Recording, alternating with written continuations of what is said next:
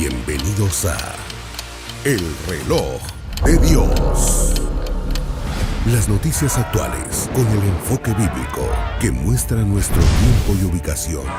El enfrentamiento entre palestinos y la policía israelí en la explanada de las mezquitas. A medida que la guerra continúa, el número de personas que huyen.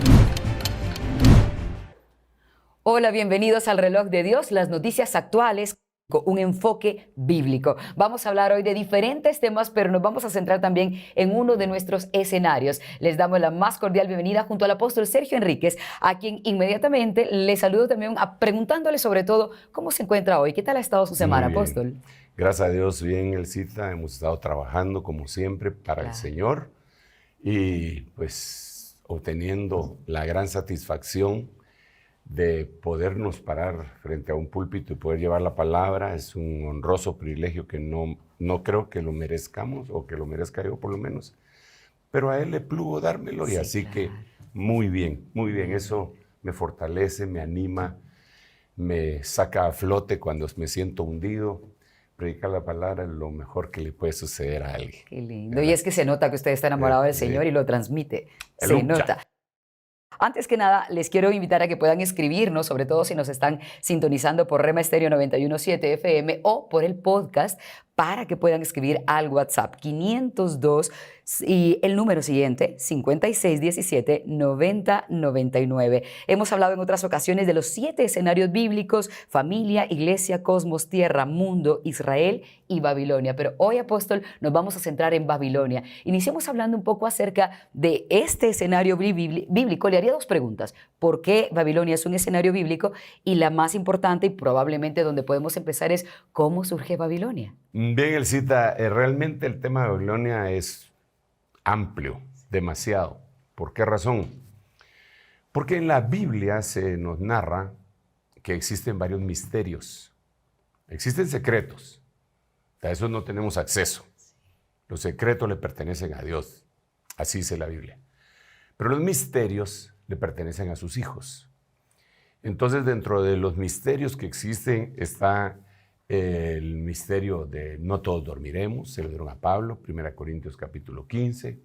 Está el misterio de Israel, el misterio de la iglesia, también se lo dieron a Pablo. A Pablo le dieron varios misterios de estos, eso está en Romanos capítulo 11. Está el misterio del arrebatamiento, por eso no todos lo entienden, porque es un misterio. Es complicado. Sí, tiene que ser una revelación, iluminación sobre la palabra escrita. Y está el misterio de Israel, creo que ya lo mencioné, pero dentro de todos esos hay uno que está escrito en el libro de Apocalipsis capítulo 17, en donde se narra Babilonia, y en el 18 se narra la caída de Babilonia.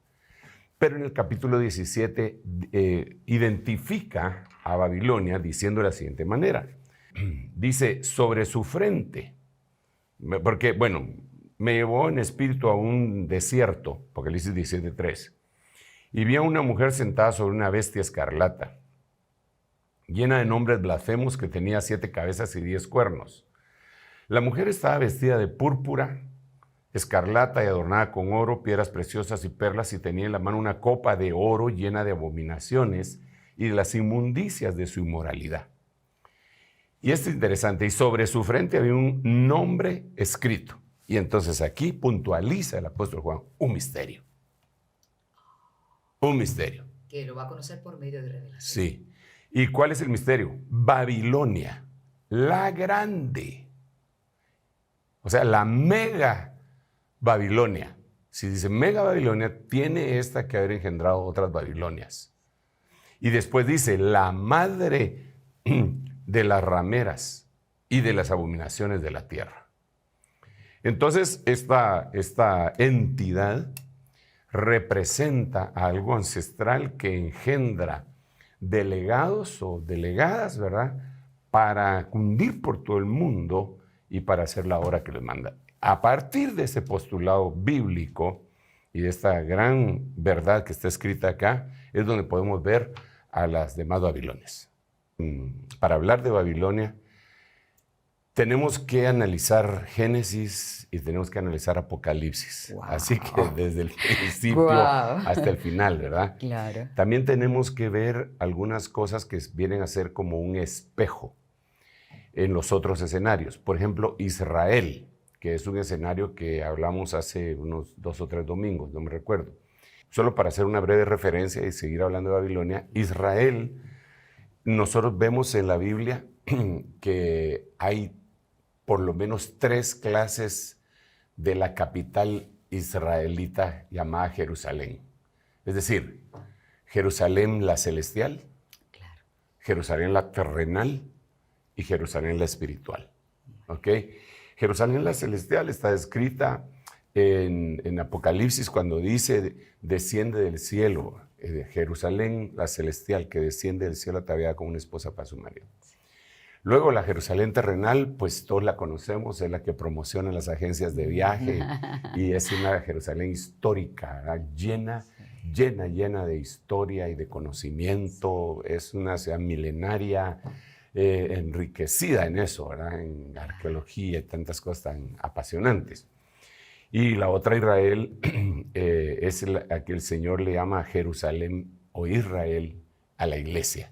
Nosotros somos el Israel de Dios, dice, ¿verdad? Entonces, así como estamos diciendo que hay 3 clases de Israel y o Jerusalén, sí, una celestial, espiritual y una terrenal, Babilonia también. Tiene diferentes clases. Sí, Babilonia es primariamente una Babilonia celestial.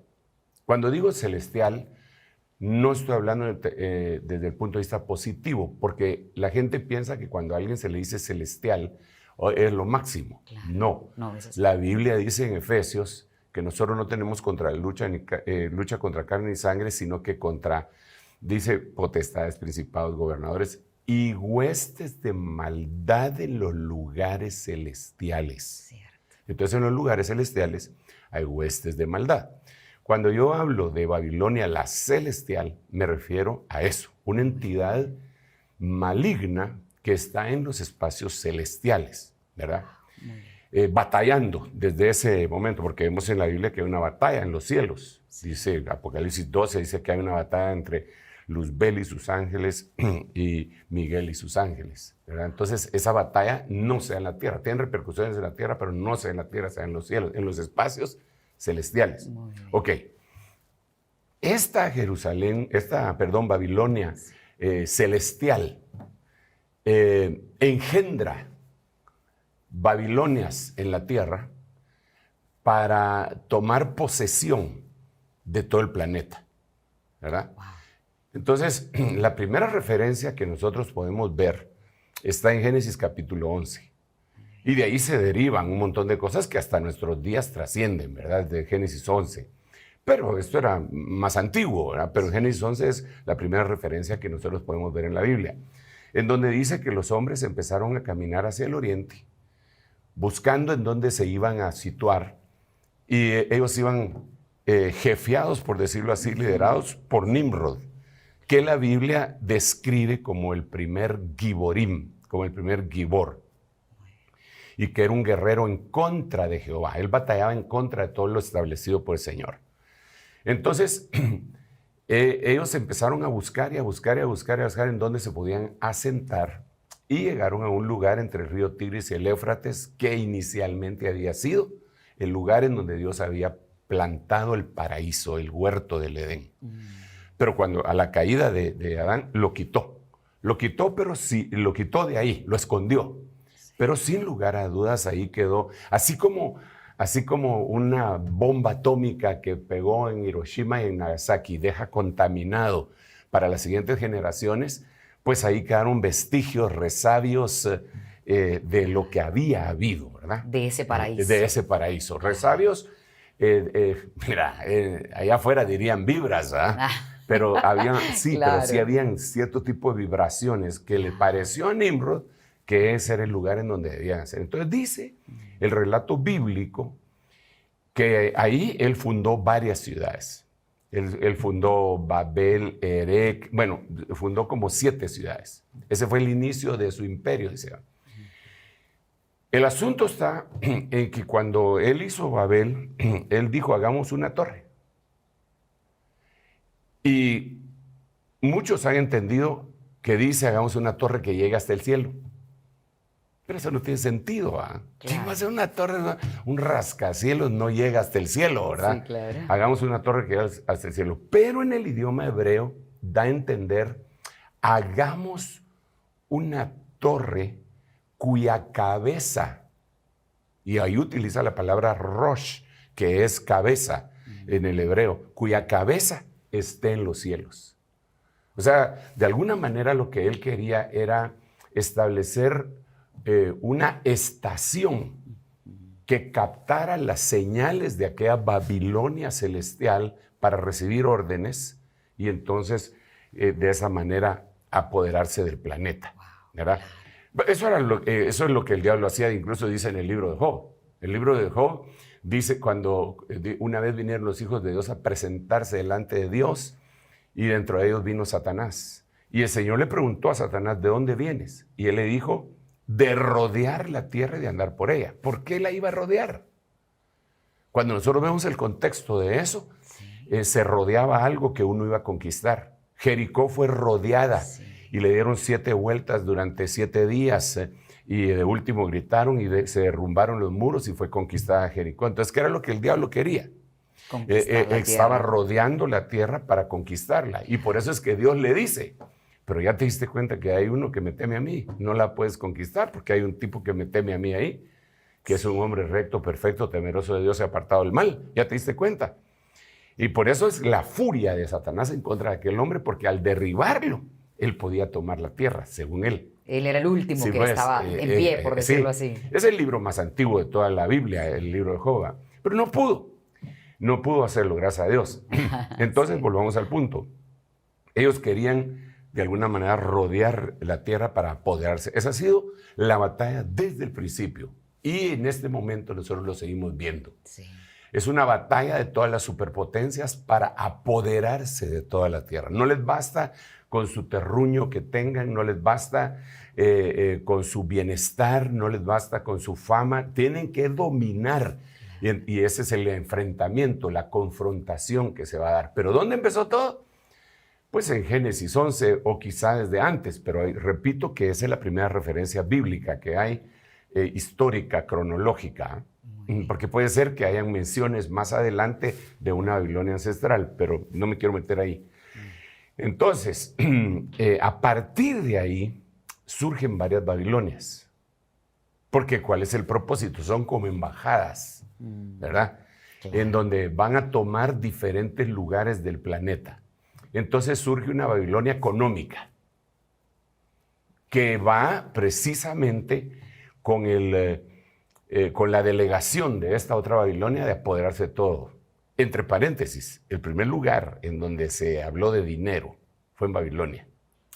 ¿Ah, sí? Sí, porque antes las transacciones no se hacían por medio de dinero, sino que eran por trueques y toda la cuestión. Pero históricamente se dice que el primer lugar en donde se empezó a utilizar el dinero fue Babilonia. Bueno, pero entonces ahora tenemos una Babilonia económica. Y hermana, sabemos que el amor al dinero es la raíz de todos los males. Entonces ahí está metida Babilonia. Ok. La gran pregunta es, ¿quién es la máxima representante de esa Babilonia económica a nivel mundial? ¿Verdad? Ahí tendríamos que dilucidar. Por supuesto. Entonces, otra de los puntos, de los ejes, por decirlo así, ese sí sería un eje del mal, claro. como fue descrito hace años por un gobernante norteamericano, refiriéndose a ciertos grupos no alineados con el occidente, ¿verdad? Pero este sería un eje del mal. Babilonia envía una delegación a la religión. Y entonces se convierte en Babilonia religiosa. Esa tiene su objetivo en todas las religiones del mundo, ¿verdad? Sí, claro. Ese es un tema apasionante porque sí. Ahí se tienen que explicar muchísimas cosas. ¿Cuál es el fin de esa Babilonia religiosa? Bueno, en primer lugar, la religión siempre ha sido utilizada por el hombre para poder contactarse con Dios. Por eso habla de religarse o como de volver a conectarse con Dios. Y sabemos que la religión no conecta con Dios, solo hay un camino para conectarse con Dios y el Señor lo dijo, yo soy el camino, la verdad y la vida, que no es una religión, sino que es una relación por medio del nacimiento que nos provee el Señor Jesucristo a través de su muerte y resurrección. Entonces el propósito de esta Babilonia religiosa es confundir a todas las religiones, como sucedió en Babilonia, que hubo una confusión, ¿verdad? De lenguas. De lenguas. Tiempo, claro. Y después poderlas unir con propósitos aviesos, definitivamente, ¿verdad? Digamos, el ecumenismo. El ecumenismo está motivado por Babilonia, la religiosa, por la entidad delegada de parte de la Babilonia celestial para meterse dentro de todas las religiones y llevarlas a una supuesta unidad. Pero el libro de Daniel dice con mucha claridad que así como el barro no se puede unir con el hierro, así ellos se unirán por medio de alianzas humanos, pero no persistirán, no perseverarán, no van a ser establecidos, pero sí van a tratar de unirse. Esa Babilonia religiosa nos ha enfrentado a la humanidad por siglos, ¿verdad? Lo vemos entre el cristianismo y los musulmanes, las cruzadas que empezaron en el año 1000, pues inventadas y financiadas y pues mandadas, por decirlo así, por el Vaticano, que vendría a ser la sede de Babilonia religiosa. ¿Verdad? Claro. Hay mucha tela que cortar. ¿Qué más pensó que le generó esa risa? Es que lo que pasa es que nosotros vemos toda la confluencia de diferentes creencias ahí. Digamos, vemos un obelisco que lo trajeron desde Egipto. ¿Qué tiene que ver Egipto con una iglesia cristiana? Sí. Y que está en la plaza llamada de San Pedro. Este no es un ataque contra ninguna religión, estoy hablando de historia, estoy hablando de cosas que se han dado. Sino que me expliquen de dónde sacaron ese obelisco. Sí. Históricamente se lo llevaron de Egipto, lo pusieron en la plaza de San Pedro. ¿Con qué fin? Pues ese es el obelisco, es un culto fálico.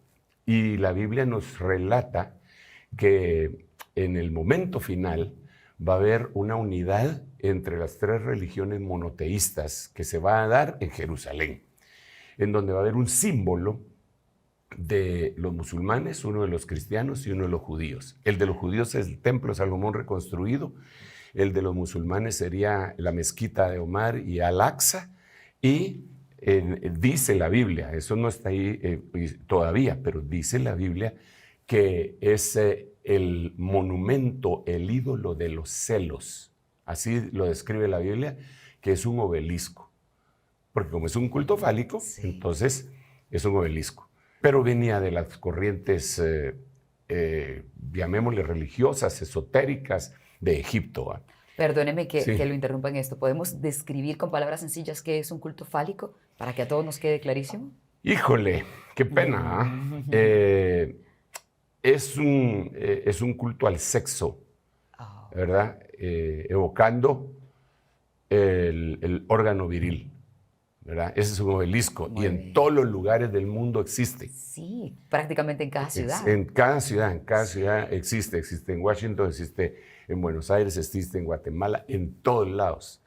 Y las protestas o celebraciones se hacen alrededor de todos esos obeliscos que están en todo el mundo. Wow. Es un símbolo impresionante, sí. Es impresionante también, digamos, en Washington hay una ley que no se puede construir un edificio más alto que el obelisco. Quieren que eso sea... En esa región, en esa región. Digamos, fuera de ahí, ya en Virginia, en Maryland, sí pueden construir un rascacielos si quieren, pero ahí, en el DC, no se puede, por ley está prohibido. Wow. Pero eso es lo que marca la altura, por decirlo así, ¿verdad? Sí. Entonces, ya tenemos una Babilonia económica, que está actuante. Ya tenemos una Babilonia, religiosa. Tenemos una Babilonia bélica. Wow. ¿Y eso qué significa? Bueno, las más grandes fortunas que hay en el mundo no provienen del narcotráfico ni de cosas así que, aunque los han hecho enormes, sino que de la venta de armas, ¿verdad? Y los primeros que están señalados son de las familias más poderosas, ya en lo contemporáneo, porque eso venía de hace mucho tiempo, ¿verdad? Digamos, está aquella familia, que no voy a decir nombres, pero que pusieron espías cuando estaba batallando Inglaterra contra Francia para ver quién iba a ganar, hace cientos de años, ¿verdad? Tenía una serie de mensajeros con caballos a determinado número de kilómetros para poder llevar la noticia rápido, porque no había teléfono, ni WhatsApp, ni telégrafo, ni nada. Radios, nada. Nada, ni palomas mensajeras que pudieran hacerlo, pues se podían extraviar o qué sé yo. Sí. Entonces, se supo en Inglaterra, por ese medio, que Inglaterra había ganado la batalla sobre Napoleón, ¿verdad? Entonces, el personaje que tenía pagado todo eso difundió el rumor en Londres que había ganado Francia.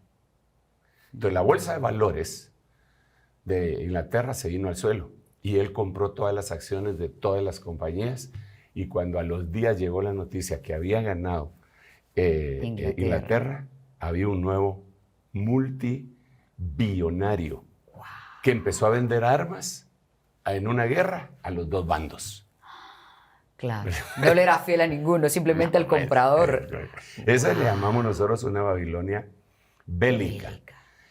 Bueno, realmente hay muchísima tela que cortar y bastantes cosas que investigar, Elcita. Sí. Porque no se trata este programa de venir a hacer acusaciones, sino que investigar, inquirir. Sí. Inquirir, levantar la letra por el espíritu de aquellas cosas que están encriptadas en la Biblia, y que, como dice la Biblia misma, estas cosas han sido ocultas para la mayoría, pero les fue revelado a un grupo de pequeñitos. Sí. Dice, a vosotros ha sido concedido conocer los misterios del reino. Esto no lo podemos evadir en nuestra investigación personal, que debemos de hacer todos. Sí. Yo solo estoy haciendo una especie de alerta, tal cual. Subido en la muralla, gritando como centinela las cosas, ¿verdad? Aparte de esto, entonces ya tenemos ahí 3 delegaciones importantísimas: armas, economía, religión. Con la economía, ¿nos podríamos detener un momento para ejemplificar, por ejemplo, quién podría estar representando esa Babilonia económica en el mundo? Creo que definitivamente la moneda más poderosa del mundo tiene que ser la señalada. Y no solo esa, sino que todas aquellas monedas que están tratando de quitarle esa preeminencia. Desde luego me estoy refiriendo al dólar, y me estoy refiriendo también a otras monedas como la que fabricaron en Europa, llamada el euro, claro. Que incluso el euro, cuando lo pusieron, había una imagen en la moneda, no me recuerdo cuál de todas las monedas era, de euro, en donde una mujer iba montada sobre una bestia. Esto haciendo un recuerdo, una evocación a una leyenda de una mujer que precisamente se llamaba Europa, claro. Y que es llevada en el lomo de un toro. Entonces, una mujer montada en una bestia, yo inmediatamente miro Apocalipsis, ¿verdad? Y es una moneda que quiere pelearle el primer lugar a la otra que estaba prevaleciendo. Sí. Entonces, digo yo, las potencias, esas comunidades que se juntan para combatir y tener, como el que paga manda, claro. Tener en su control eso. Últimamente, desde luego, ha surgido la moneda china, ¿verdad? Que también está batallando pues, para ser la número 1. Claro. Pero eso vemos que es una Babilonia económica. Y hablando de China, ella entra ahí en la pelea con su famosa ruta de la seda. Oh, claro. En donde es son tentáculos, sí. Como si fuera un pulpo extraordinario por todo el mundo, ¿verdad? Sí. Porque la cuestión es el dinero. Babilonia económica. De Babilonia económica hay una referencia en la Biblia cuando cae. Sí. Y dice que todos los mercaderes la miran desde lejos y empiezan a lamentarse por el humo del incendio. ¿Y eso qué significa? Bueno, una destrucción repentina, porque también ahí dice que la destrucción esa es económica, es repentina, fue de la noche a la mañana, en la visión que tuvo el apóstol Juan. Mira, a mí me causa un poquitito de curiosidad que ahí mismo, en donde se habla de ese humo, dice que su humo sube por los siglos. Por los siglos. Sí. ¿Qué significa eso? Mira, pues digo Qué yo, complicado. ¿por qué su humo sube? ¿Por qué su humo sube por los siglos? Si está hablando de una Babilonia que es destruida y ¡pau! Sí, sí. ¿Verdad? Se quitó, se terminó. Entonces, como en la Biblia a veces se hace referencias proféticas a diferentes cosas, entonces, sinceramente, me viene a la mente la forma como se elige el líder del Vaticano. Con el humo que sale cuando Sí. dicen Habemus Papa. Sí. ¡Wow! Pero por los siglos, ¿ah? Por los siglos. No hay otra entidad religiosa que elija a su líder de esa manera, la Biblia dice, y su humo sube por los siglos, ¿no? Y son siglos, ¿no? Sí. Entonces, la temática sí se pone complicada, ¿eh? Mucho. Bueno, es bastante.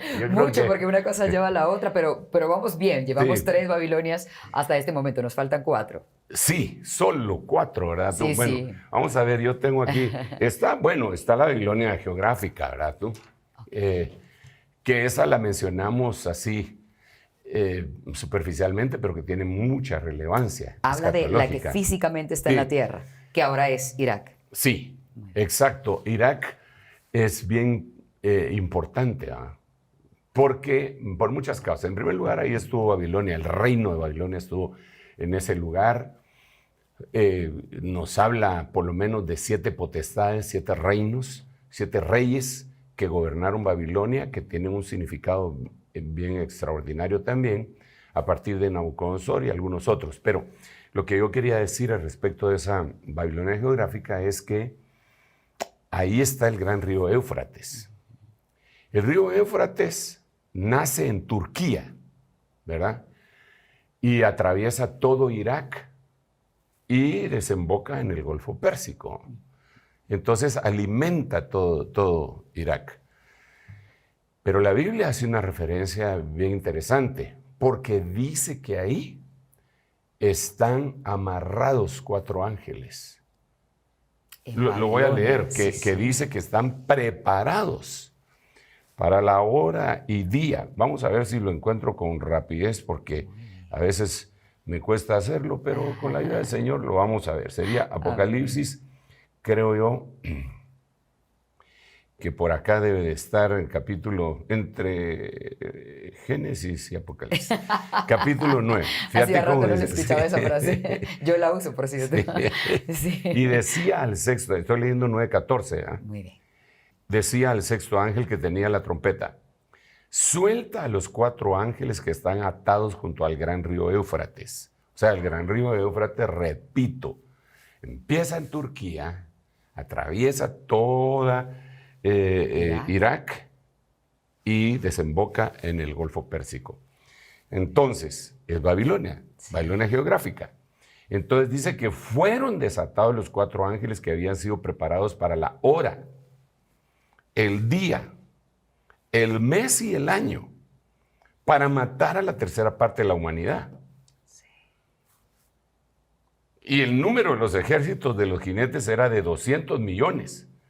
Yo escuché su número. Entonces, aquí, cuando hablamos de esta Babilonia geográfica, pues ahí está la importancia impresionante que tiene, superlativa, porque iba a haber una matanza de la tercera parte de la humanidad. Si le sacamos la tercera parte a 8,000 millones de personas, no son 50 millones de personas, ni son 100 millones de personas.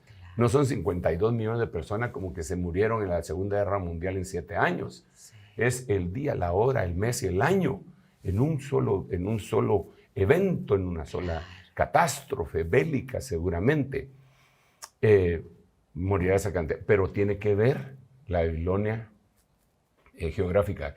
Yo hace algunos años, cuando se invadió Irak, sinceramente me asombré, a cierto ¿Se punto. preocupó?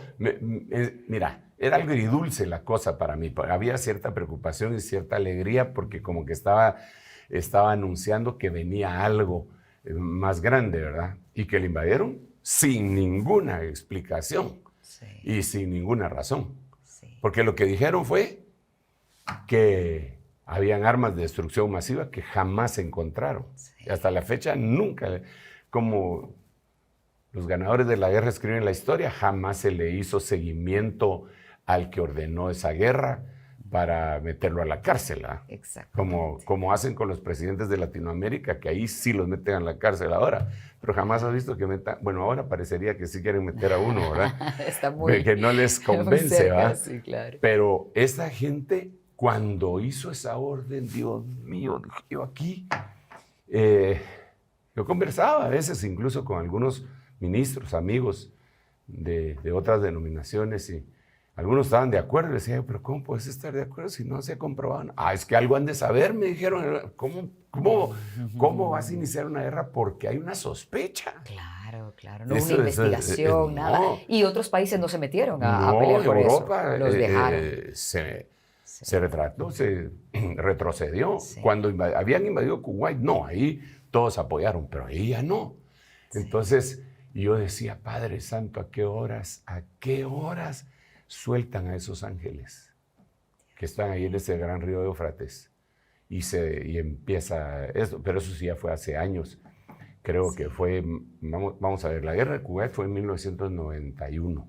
Okay. La otra tuvo que haber sido como en, no sé, tal vez en el 98, 99. Sí, recuerdo que fue así. Pero fue algo terrible. Entonces, pero ahí está ese problema. Sí. Ahora sabemos que Turquía puede cerrar el chorro del río Éufrates y secarlo así. Y eso ocasionaría una tormenta. Y dice la Biblia que va a pasar en Apocalipsis 16, que van a secar el gran río Éufrates para darle paso a los reyes del oriente. Cierto. Bueno, ahí tendríamos entonces una Babilonia que es la geográfica. Muy bien. Quería mencionar a los 7 reyes que tuvo esa Babilonia. Sí, yo creo que es importante aunque esas son entidades espirituales, ¿verdad? Yo tengo algunas de esas anotaciones acá, aunque fíjate que me gustaría mucho que platicáramos un poquitito, porque estas serían 7 potestades, ¿verdad?, que gobiernan Babilonia, que como son 7 Babilonias, entonces podría ser que cada potestad esté manejando una de esas mismas, ¿verdad? Sí. Porque entendemos, según la Biblia, que así es la batalla en los cielos. ¿Por qué lo entendemos?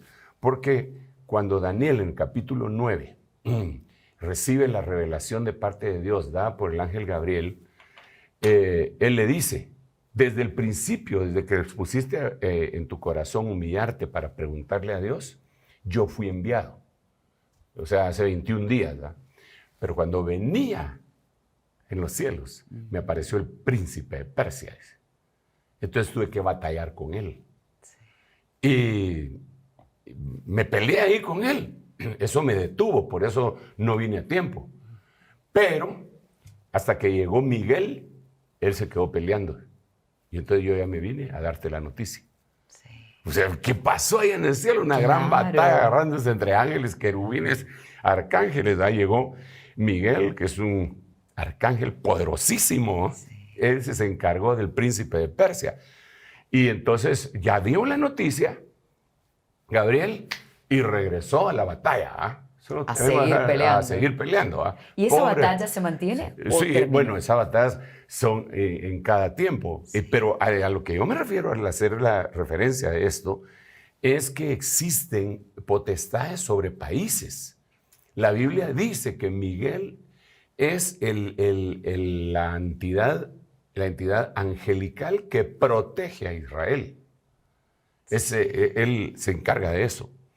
Claro que no quiere decir que en algún momento no vaya a hacer otras tareas que Dios le dice, ¿verdad? Claro, claro. Pero su función prioritaria, según lo vemos ahí en Daniel, es esa. Gabriel es un ángel cuya relevancia es más mensajero, pero eso no quiere decir que no pueda pelear. Claro, son multitareas los ángeles. Sí, pero es que el príncipe de Asiria es una entidad que gobernaba esa región. Es un gobernador que está en ese lugar. Cuando pasó por ahí, por su espacio aéreo, fue cuando se metió en problema. Entonces, basado en esa premisa, yo entiendo que de las 7 Babilonias hay 7 potestades, ¿verdad? Que están escritas, digamos, como reyes. ¿Ah? Sí. El primero es Nimrod. Que fue el que fundó básicamente esa pero ciudad. Lo dice con claridad. ¿Ah? Dice que él fue el rey. Dice que en Génesis 10 él fue un poderoso cazador delante del Señor. Entonces, el inicio de su reino fue Babel, Erec, Acab, Calne, en la tierra de Sinar. La tierra de Sinar es tremenda también. El otro es Amrafel. Ese aparece en Génesis capítulo 14.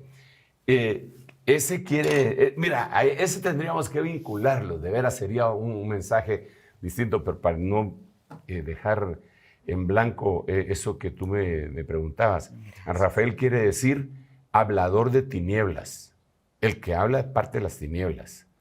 Entonces es una potestad que tiene que meterse a gobernar en la Babilonia religiosa. En la ¿verdad? religiosa. El otro, Nimrod, en la Babilonia bélica. ¿verdad? Y cada uno de esas potestades tienen que gobernar. Bueno, podría surgir, Elcita, alguna duda de algunos hermanos que también les gusta escudriñar, como para decirme, eso es histórico, eso ya pasó. Y te digo que podría suceder porque hay algunos teólogos que cuando explican algunas cosas de la Biblia, dicen que ya sucedió.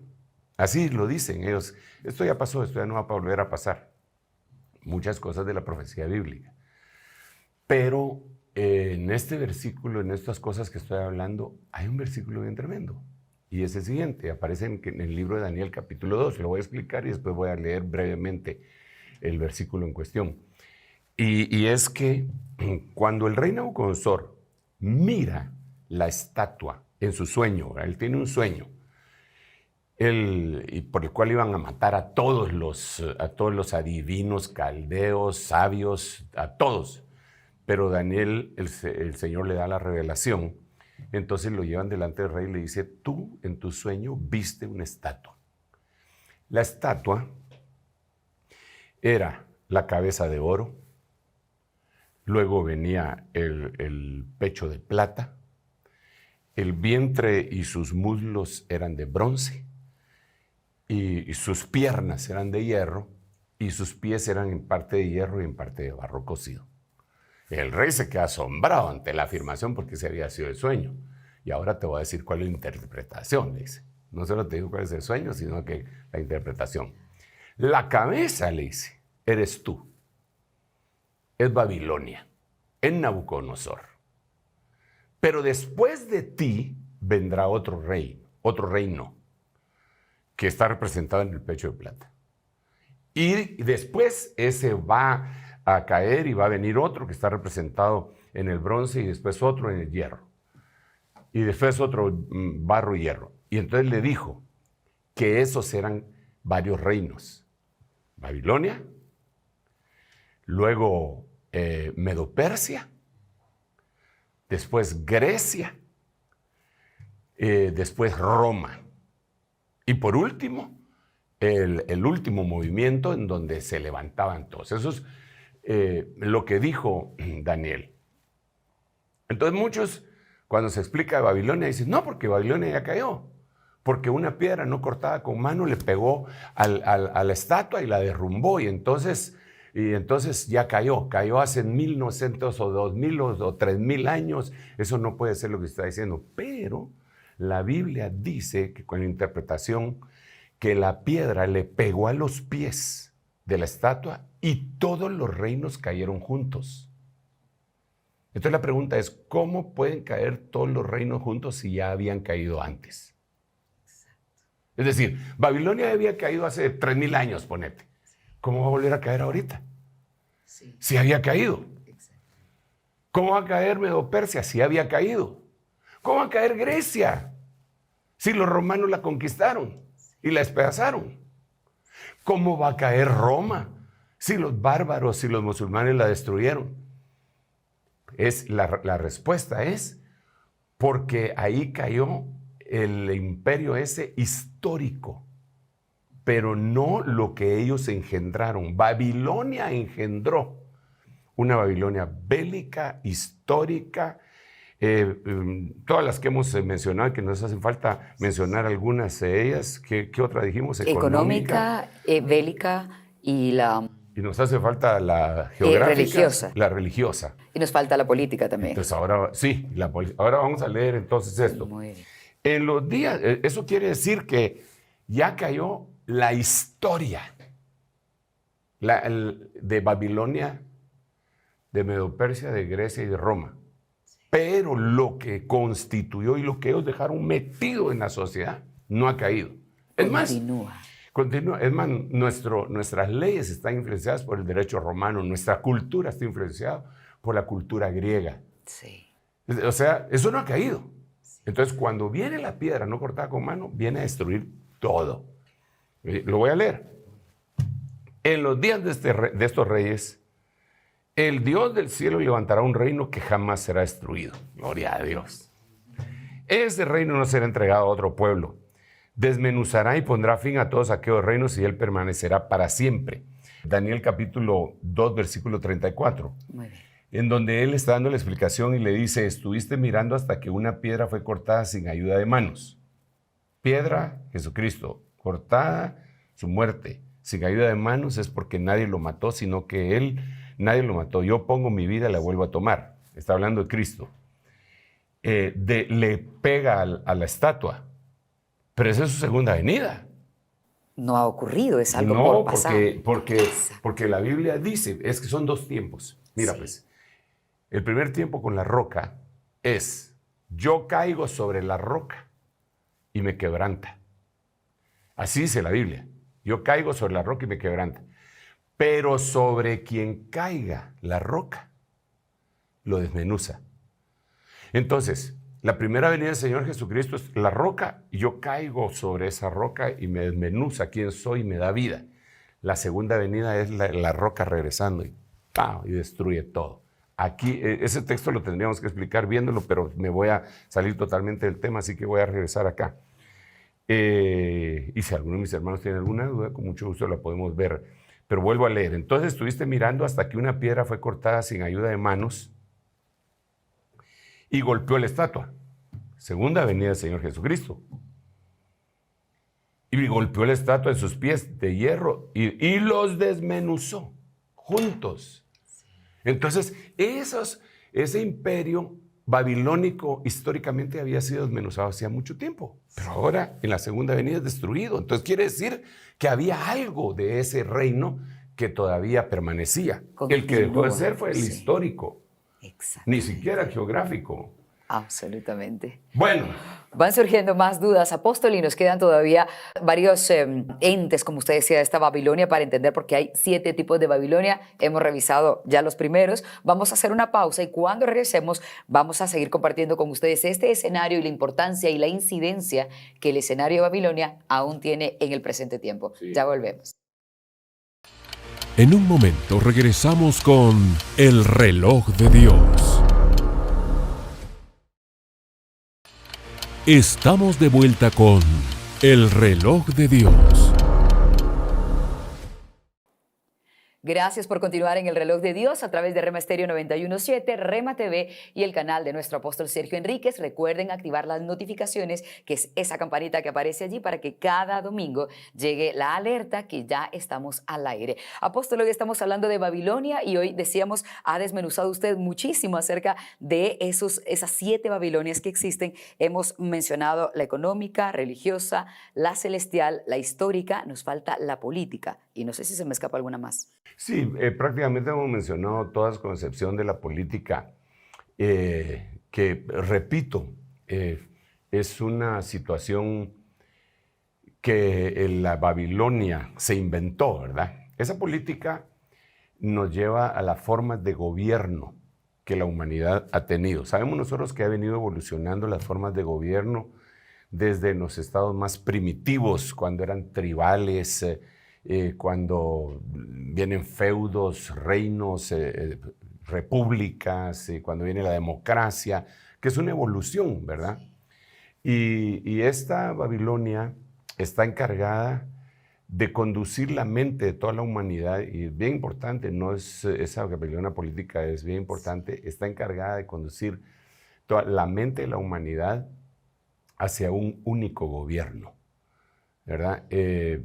Se le llama, y así es conocido, y últimamente se quitaron la careta y lo dicen con toda desfachatez, se le llama el nuevo orden mundial. Sí, por sus siglas, NOM, ¿verdad? Nuevo orden mundial. Esta Babilonia se encarga de movilizar todas las corrientes políticas, todas las doctrinas para que al final de cuentas vengan a confluir, porque todos le tienen que dar en algún momento, según Apocalipsis 17, 13 y 14, todas le tienen que dar su autoridad al anticristo para que éste se pueda enfrentar como representante de la humanidad que está en la tierra, se puede enfrentar al Cordero que viene en su segunda venida, que dice que batallan contra él, pero que el Cordero los vencerá porque él es Rey de Reyes, Señor de Señores, ¿verdad? Entonces, esta tendencia pues propone las más distintas cosas políticas, ¿verdad? Desde izquierda moderada, izquierda extremista, centro, derecha, de las mismas cosas que acabo de decir de la izquierda. Sí, claro. Pero en todo el panorama siempre se va a ver una manipulación hacia un gobierno y un control absoluto de la humanidad. Que eso es lo que vemos. Sí.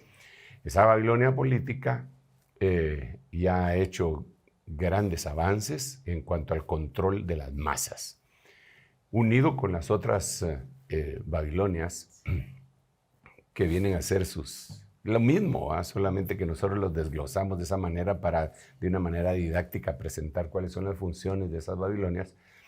Tenemos que existe un control de la humanidad por medio de cámaras, ahora se quiere implantar un chip para potencializar el cerebro, ya Elon Musk lo está promocionando, ya se empezó a hablar de esto, un control como nunca jamás ha habido, ¿verdad? Casi como que fuéramos robots. Sí, una simbiosis ahí entre el robot y un humano, pero más que todo el control que ejerce, ¿verdad? Digamos, lo que la Biblia dice, que se le va a poner una marca a toda la humanidad, ricos y pobres, quien sea, y que no se va a poder ni comprar ni vender sin ello, ¿verdad? Entonces eso ya nos habla de un control a nivel masivo mundial. Tiene que ser algo bestial porque somos aproximadamente 8,000 millones de personas en todo el mundo y a todos se les va a poner. A algunos les parece esto difícil de creer, ¿cómo lo van a hacer en la aldea tal?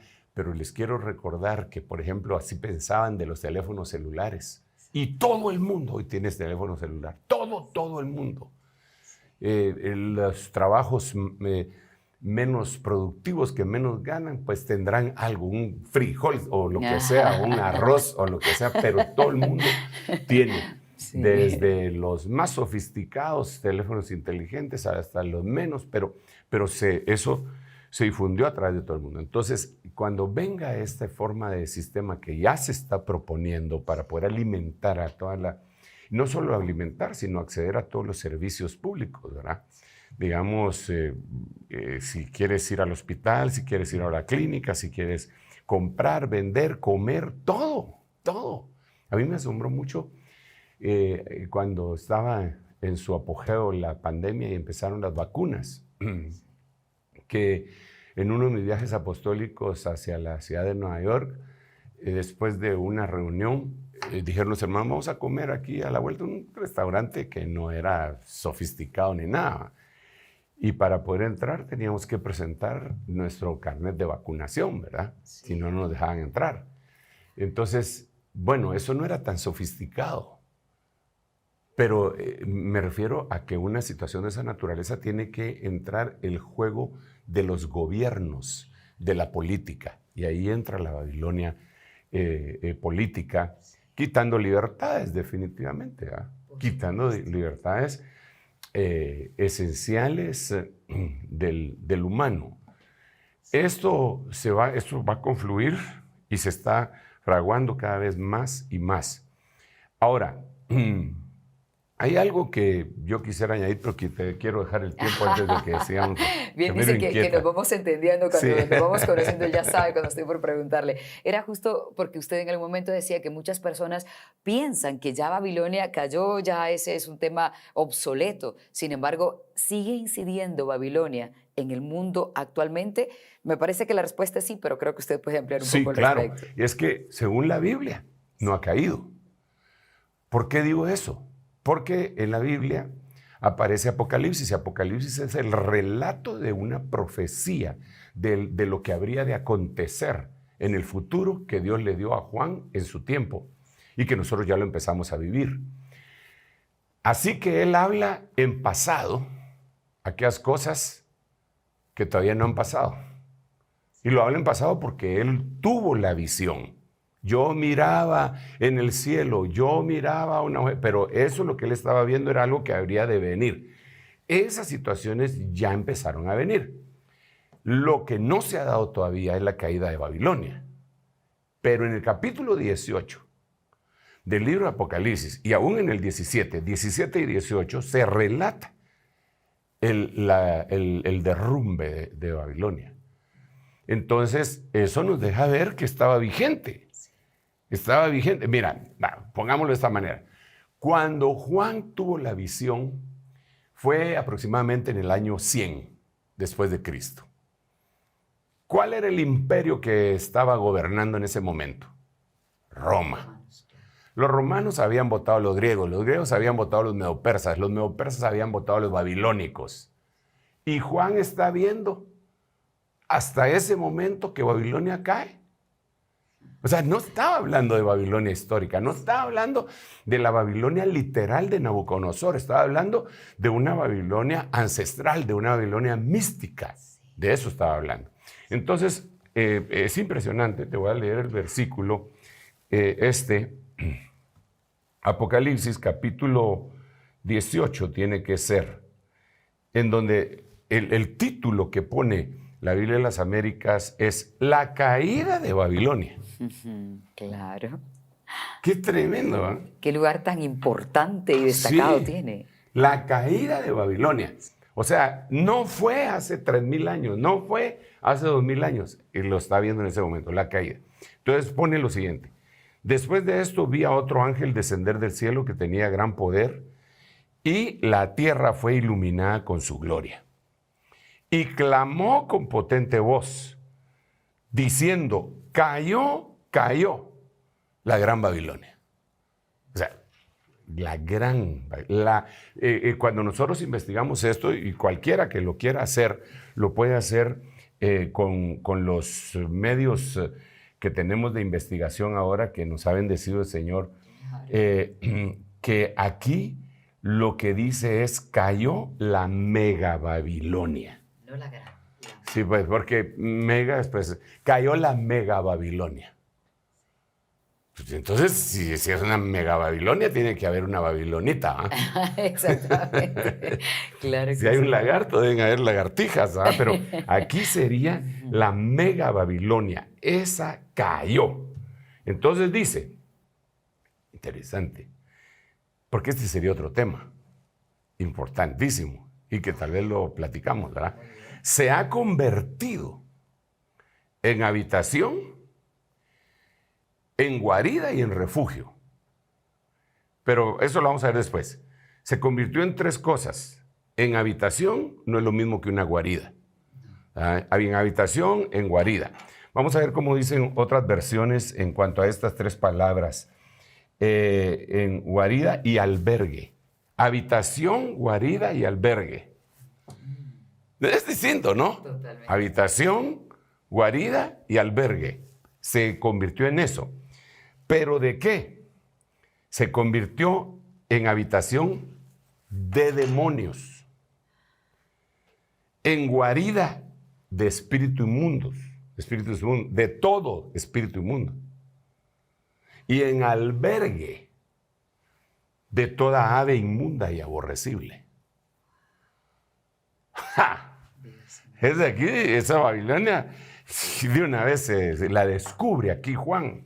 ¿Por qué razón? En primer lugar, como ya dijimos, no es lo mismo habitación, guarida y albergue. No es lo mismo. ¿Podríamos diferenciarlos? Sí, pero tengo que diferenciarlos conjuntamente con el otro, con lo otro que no es lo mismo. No es lo mismo demonios, ni espíritus inmundos, ni aves inmundas y aborrecibles. Entonces, la habitación es, pues obviamente, donde uno vive. Guarida es una palabra que se utiliza para bestias salvajes o para delincuentes. No dice ahí estaba la habitación de los delincuentes, dice ahí estaba la guarida de los extorsionistas, por decirte algo. Claro, su centro de operación, su escondite. Sí. Y el albergue puede ser un lugar donde solo les dieron posada. Es pasajero. Sí, es pasajero. Los otros 2 pueden ser pasajeros también, pero este tiene la connotación más fuerte de que es pasajero. Ahora, se convirtió Babilonia en todo eso. Es decir, se regó por toda Babilonia. En algún lugar de Babilonia estaban estos escondidos, pero ahora se regaron. Espíritu inmundo. ¿Quién es un espíritu inmundo? ¿Qué es un espíritu inmundo? ¿Cuál es su diferencia con los demonios? Porque aquí los pone distintos. La gente le dice a los ángeles caídos demonios. Lo publican, entonces los demonios son ángeles caídos. No, y no. Eso lo único que nos deja ver es nuestro gran desconocimiento que tenemos del mundo espiritual y lo deberíamos de conocer porque es contra lo que batallamos, contra lo que la Biblia dice, no tenemos lucha contra carne ni sangre, sino que contra potestades, gobernadores, principados, no son lo mismo. Y huestes espirituales de maldad, por ahí hay 4. Entonces no podemos minimizar una cosa de tanta importancia. Así, brevemente, yo quisiera quizá explicar lo siguiente así, súper brevemente, no sé cómo vamos de tiempo. Vamos muy bien, vamos muy bien. Creo que podemos ir cerrando con eso. Ok, entonces, lo que yo quisiera decir, me voy a hacer un poquitito para acá para que lo podamos ver, es que, supongamos que este es un ser humano, más o menos parece con una gran túnica. Muy bien. Entonces este se muere, pero como es tripartito, entonces su espíritu dice en Eclesiastés capítulo 12 que vuelve a Dios. No importa si era redimido o no. El espíritu de todo ser humano regresará a Dios. Pero eso no lo digo yo, eso lo dice Eclesiastés capítulo 12, pero todavía no me crucifiquen, quiero explicar. Por lo menos, óiganme. Su alma se va a la región de los muertos, que en griego se dice Hades y en hebreo se dice Seol. ¿Verdad? Ese mundo, ese inframundo está compuesto por el paraíso, el seno de Abraham, las cárceles, el tártaro. Esa es otra cosa. Ahí se va el alma, dependiendo si el espíritu que se fue era redimido. Ahí es a donde se van a ir las almas acá. Sí, ok. Y el cuerpo, pues a la tumba. aunque lo quemen o lo hagan lo que quieran, pero no se escapan de la resurrección para galardón o para juicio. ¿Eh? Ok. Cuando nosotros, voy a poner un ejemplo acá y ustedes van a tener que hacer el favor de ser muy imaginativos. Este es el corazón. Muy bien. El corazón recibe sangre y saca sangre, expulsa sangre. Ay, ay, ay.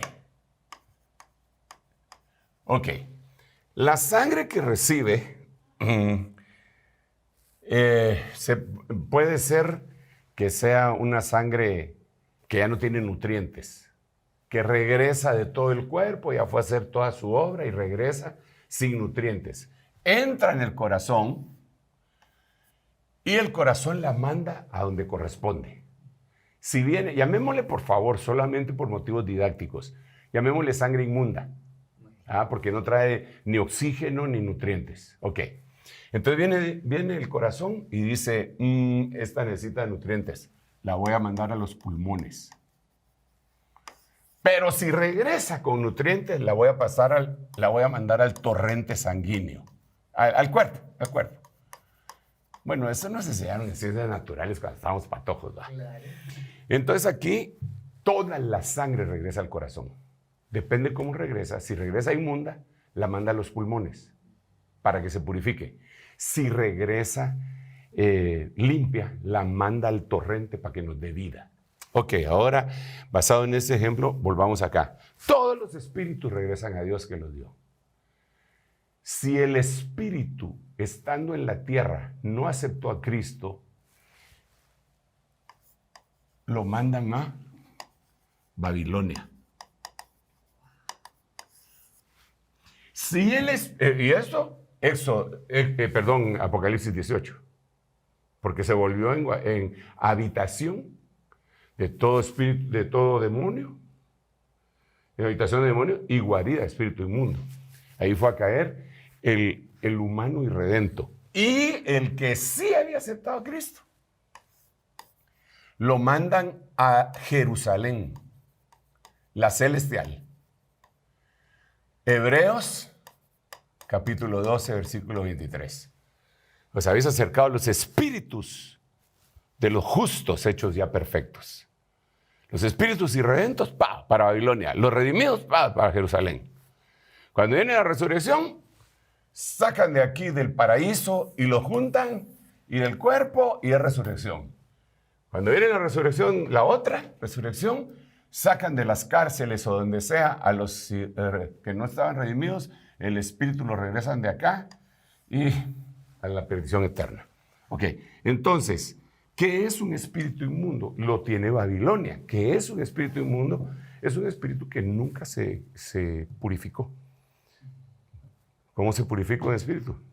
Por medio de Jesucristo, que es un demonio. Un demonio son aquellos que fueron espíritus inmundos de otra creación, que Dios ya los juzgó y están condenados. El espíritu inmundo todavía no está condenado. El demonio sí ya está condenado.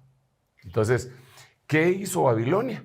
Se convirtió en habitación, guarida y albergue de estas cosas. ¿Qué son las aves? Ese es otro tema. Que ya ¿No nos puede dar una pequeña idea de qué son las aves? En Levítico capítulo 11 habla de dos clases de aves, inmundas y limpias. También. Sí, de las inmundas, a su vez se dividen en dos clases, unas de rapiña y otras de carroña. Las de rapiña son las que matan y comen. Las de carroña son las que comen muertos. Comen muertos sin haberlos matado ellas. Encontraron una vaca muerta, un sopilote, ese es de carroña. En las otras no. Entonces, estas son potestades angélicas designadas para algunas de esas potestades angelicales, que son, esos sí son ángeles caídos, que se dedican a matar vivos, gente de Dios que nació de nuevo, y entonces tienen su guarida, su albergue en Babilonia, y van con el propósito de matar gente en lo espiritual, matar gente cristiana, que esos son vivos, y devorárselos, son devoradores. Para poder hacer eso, lo hacen de diferentes formas, que eso también sería otro tema, ¿va? Y las otras, no, las otras son, agarran muertos, estoy hablando de muertos espirituales, ¿verdad? Se dejan ir a esos muertos para que nunca nazcan de nuevo. Wow. Pero ese es un tema que de veras necesita bastante explicación. Muy bien, apóstol. Que pues a mí me apasiona esa explicación, pero que quizá más adelante lo podamos ver, ¿va? Muy bien, apóstol, un mensaje final respecto a Babilonia y la forma en la que la iglesia debe prestarle atención a este escenario bíblico. Cita, de veras este tema es de superabundante, sí, y es bien importante. Y yo, con todo cariño, respeto y con el amor de Dios, yo quisiera decirle a mis hermanos nacidos de nuevo que nosotros tenemos que ser desbabilonizados. Que Babilonia, esa Babilonia ancestral, se ha metido dentro de la iglesia con esas aves inmundas y aborrecibles, poniendo costumbres orientales y cuantas cosas más, rebeliones, porque Nimrod quiere decir rebelde, y otro montón de cosas. Entonces, yo hago un llamado, porque me corresponde hacerlo, para que no nos babilonicemos, sino que al contrario, desbabilonicémonos. Esa es la invitación, que el Espíritu Santo nos vaya mostrando, esto es de Babilonia, esto es de Sodoma, esto es de Harán, esto es de Ur, de los caldeos, esto es de Egipto, y podamos salir de ese lugar. Que Dios nos ayude, que Dios me ayude a mí, que Dios te ayude a ti. Te bendigo en el nombre de Jesús y seguiremos platicando posteriormente. Amén. Bueno, a ustedes una invitación nuevamente para que estén atentos a nuestros siguientes programas, y desde ya les adelantamos que nuestro equipo de producción y nuestro apóstol vamos ahí ya organizando para un siguiente día en el que tengamos la oportunidad de contestar a sus dudas, que mandan muchos mensajes. Amén. Saludos a toda América, que hemos recibido mucha comunicación. Hasta pronto. Esto fue El Reloj de Dios. Un mensaje de esperanza en medio del acontecer mundial. Esta es una producción de Rema Communication Group y Ministerios Ebenezer.